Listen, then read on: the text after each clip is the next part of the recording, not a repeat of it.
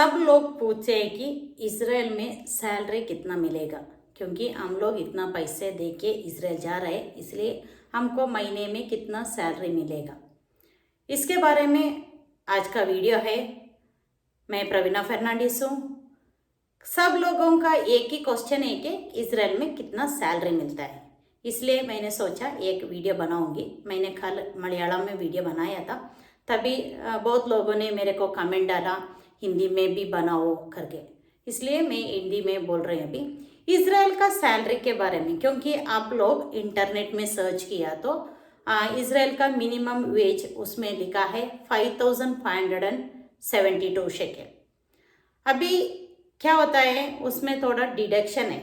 Israel के salary के बारे में 1,10,000 मिलेगा करके बोलती हूँ, क्योंकि उससे ज़्यादा आपको मिल सकता है, उससे कम नहीं मिलता है, उससे ज़्यादा आपको मिल सकता है। फिर भी एक अमाउंट बोले तो उससे ज़्यादा मिला तो आपको खुश होगा, उससे कम मिला तो आपको फिर सोचिए प्रवीणा फर्नांडिस ने बोला था इतना सैलरी मिलेगा, अभी इतना सैलरी नहीं मिल रहा है, फिर आपको कन्फ्यूजन होगा, आपको टेंशन होगा। इसलिए सैलरी का डिडक्शन क्या है, कितना आपको मिलता है, ये सब के बारे में आपको डिटेल्स में मैं आज बोलूँगी। अभी इजराइल का केयर गिवर का मिनिमम सैलरी है 5572। इसमें थोड़ा डिडक्शन है। फर्स्ट डिडक्शन बोला तो रेसिडेंटल डिडक्शन है। इजराइल में हम लोग पेशेंट के साथ रहते हैं, इसलिए हमारा सैलरी से थोड़ा परसेंटेज रेंट वो लोग डिडक्शन करेंगे, और वो फिक्स नहीं है, क्योंकि तेल अवीव एरिया में रेंट डिफरेंट है, जेरूसलम एरिया में रेंट डिफरेंट है, और अर्जिलिया, रनाना, रमत अशरोन, ऐसे एक एक एरिया में डिफरेंट रेंट है। इसलिए फिक्स नहीं बोल सकते 200-250 शेकेल ऐसा डिडक्शन कर सकते हैं। तो उसके बाद डिडक्शन बोले तो एडिशनल लिविंग एक्सपेंसेस, ये इलेक्ट्रिकल बिल का, नहीं तो पानी का, कुछ भी हो सकता है, वो तो 86 शेकेल और नहीं तो 87 शेकेल डिडक्शन करता है। तीसरा डिडक्शन है हमारा इंश्योरेंस के बारे में। इंश्योरेंस बोले तो फैमिली हम लोगों को 1 साल का इंश्योरेंस वो करते हैं। इंश्योरेंस का मैं थी तभी 2400 शेकेल था, कुछ था साल के लिए। अभी कल मेरे एक फ्रेंड में मेरे को मैसेज भेजा, नहीं अभी 3200 शेकेल है 1 साल का इंश्योरेंस। वो इंश्योरेंस का फुल मनी हमारे सैलरी से नहीं लेते, उन लोग सब पैसा हमारे सैलरी से नहीं लेते, इसलिए हमारे सैलरी से थोड़ा परसेंटेज वो डिडक्शन करेंगे। ये बोले तो 155 शेकेल हर महीने में हमारा सैलरी से वो डिडक्शन करेंगे। बैलेंस पैसे तो फैमिली पे करेगा, थोड़ा पैसा हम लोग पे करें। ऐसा 3 टाइप का डिडक्शन है। और फोर्थ डिडक्शन बोले तो फूड मनी। फूड मनी मिले तो 5572 शेकेल हमारा सैलरी है, उसमें से 10% फूड का डिडक्शन है। फूड उसका तो बोले तो 557 शेकेल आएगा महीने में। ऐसा ये इतना डिडक्शन हमको आता है मिनिमम सैलरी से। वो सब डिडक्शन होने के बाद आप लोगों को 4500 और 4600 सैलरी महीने में मिलेगा, और 100 शेकेल वीकली आपको अलाउंस है, वो तो गारंटी आपको मिलता है। इसलिए थोड़ा लोगों को 4900 शेकेल होगा महीने में सैलरी, थोड़ा लोगों को 5000 होगा। तभी ये 5000 और 4900 आपको इंडियन रुपीस में कितना मिलेगा करके इसका मैं एक्सप्लेनेशन करूंगी। ठीक, आपको गूगल में चेक किया तो आपको रेट मिलेगा शेकेल टू रुपीस कितना है, शेकेल को कितना रुपीस मिलता है करके मैंने चेक किया, तभी 22.68 दिखाया था कल। वो रेट कभी भी चेंजेस हो सकता है, वो 23 हो सकता है और 24 भी हो सकता है। अभी 22.68 है, इसलिए मैं आपको सैलरी कैलकुलेशन करके दिखाऊंगी। आप कैलकुलेटर ले लो, कैलकुलेटर में आप देखो 4900 सैलरी है तो इंटू 22.68 बोले तो 1,11,132, ठीक है। और 5000 सैलरी है तो 5000 इंटू 22.68 बोले तो 1,13,400। ओके, 1,10,000 से आपको ज्यादा मिलता है, ठीक है। इसलिए मैं एक फिक्स बोलती हूँ कि 1,10,000 आपको सैलरी मिलेगा। फिर भी आपको थोड़ा ज़्यादा ही मिलेगा, उससे कम मिलने का चांसेस नहीं है, इसलिए 1,10,000 में मिनिमम सैलरी बोलती हूँ। उसके बाद फ्राइडे सैटरडे के एक्स्ट्रा आपको मिलेगा। फ्राइडे सैटरडे का हम लोग आपको 100% नहीं बोल सकते कि आपको फ्राइडे सैटरडे काम है करके, क्योंकि आपका जॉब ऑर्डर में फ्राइडे सैटरडे छुट्टी करके लिखिएगा, क्योंकि इजराइल में फ्राइडे सैटरडे शब्बात हॉलीडे है, इसलिए आपका जॉब ऑर्डर में भी हॉलीडे होगा। आप इजराइल जाने के बाद फैमिली लोगों को फ्राइडे सैटरडे उन लोगों को ज़रूरत है तो वो लोग आपको फ्राइडे सैटरडे काम करने के लिए बोलेंगे, तभी आपको फ्राइडे सैटरडे काम किया तो एक्स्ट्रा 380 शेकेल आपको मिलेगा। एक है तो एक फ्राइडे सैटरडे का काम मिला तो 380 है, ऐसा 2 मिला, 3 मिला, 4 ही मिला तो आपका वो भी एक्स्ट्रा पैसा होगा। वो तो 100% नहीं बोल सकते, इसलिए मैं बोलती हूँ 1,10,000 minimum salary plus weekend extra payment, इसलिए वीकेंड का गारंटी नहीं बोल सकते, इसलिए आपको मिला तो मिल सकता है, नहीं तो नहीं मिल सकता है वो शब्बात का जॉब।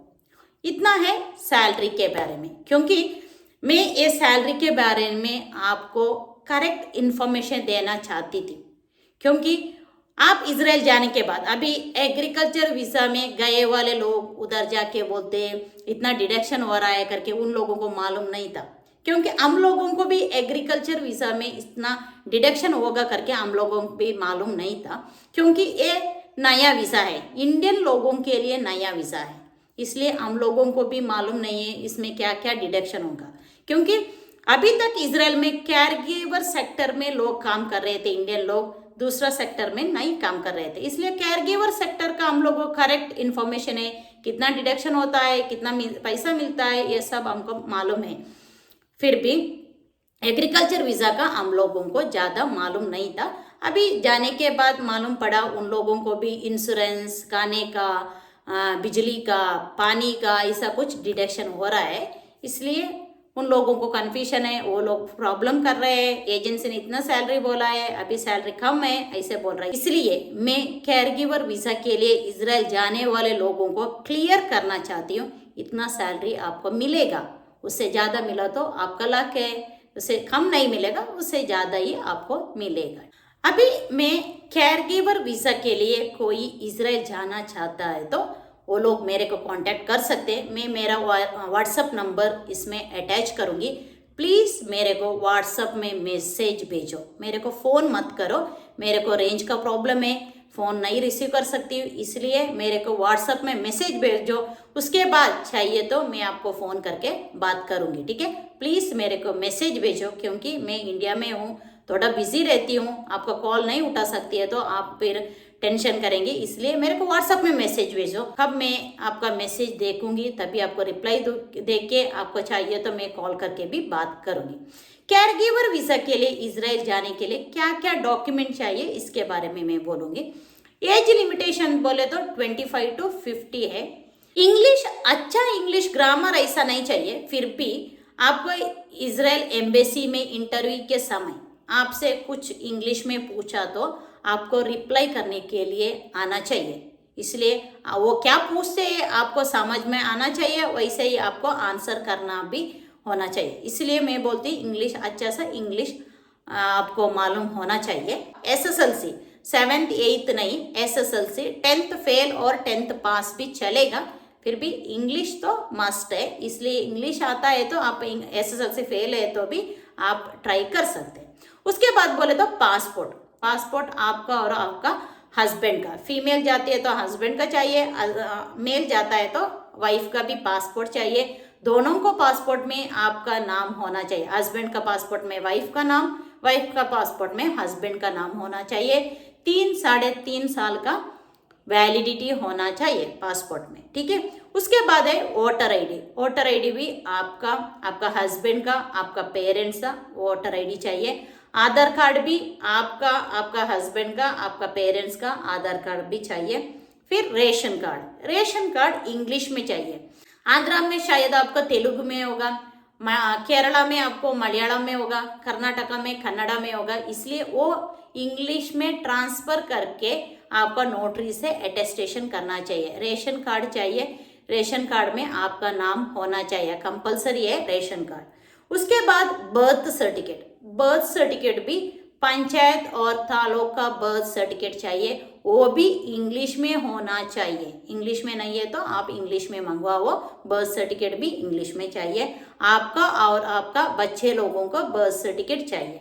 उसके बाद मैरिज सर्टिफिकेट बोले तो केरला में पंचायत में मैरिज सर्टिफिकेट मिलता है उन लोगों को, वो ठीक है, फिर भी इंग्लिश में चाहिए मैरिज सर्टिफिकेट। कर्नाटका और आंध्रा में मेरे को मालूम नहीं कैसा होता है। कर्नाटका में बोले तो कोर्ट मैरिज का ही मैरिज सर्टिफिकेट चाहिए, क्रिश्चियन मैरिज एक्ट के अनुसार मिलने वाला मैरिज सर्टिफिकेट नहीं होगा, आपको कोर्ट से मिलने वाला मैरिज सर्टिफिकेट ही चाहिए। बच्चे का सर्टिफिकेट चाहिए स्कूल से, कि आपका बच्चे लोग कौन सा स्कूल जाते हैं, वो स्कूल में जाके पूछा तो वो लोग सर्टिफिकेट देंगे, वो आपका बच्चे लोग वो स्कूल में पढ़ रहे करके ये सर्टिफिकेट भी आपको मिलेगा, स्कूल से मिलेगा, ठीक है, वो भी चाहिए।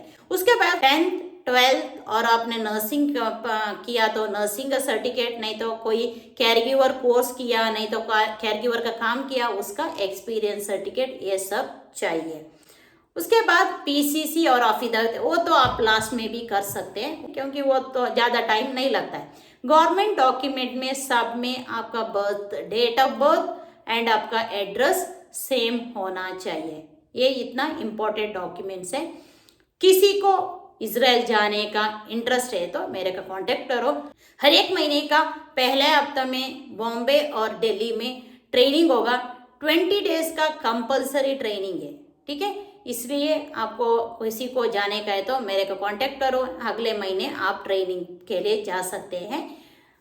उसके बाद आपका इजराइल का प्रोसेसिंग वर्क सब कर सकते हैं, फिर भी पहले आपका डॉक्यूमेंट सब ठीक करो, डॉक्यूमेंट ठीक है तो आप उसके बाद ट्रेनिंग कर जा सकते हैं, उसके बाद आपका प्रोसेसिंग सब हो सकता है। इतना ही आज का वीडियो है, मैंने सैलरी के बारे में बोला है और कैरगिवर का वैकेंसी के बारे में भी बोला है। इतना ही आज का वीडियो है। ये वीडियो आपका पसंद हुआ तो लाइक करो, कमेंट करो, आपका फ्रेंड्स को भी शेयर करके दे दो। मेरा चैनल अभी तक सब्सक्राइब नहीं किया तो चैनल सब्सक्राइब करो। Thank you.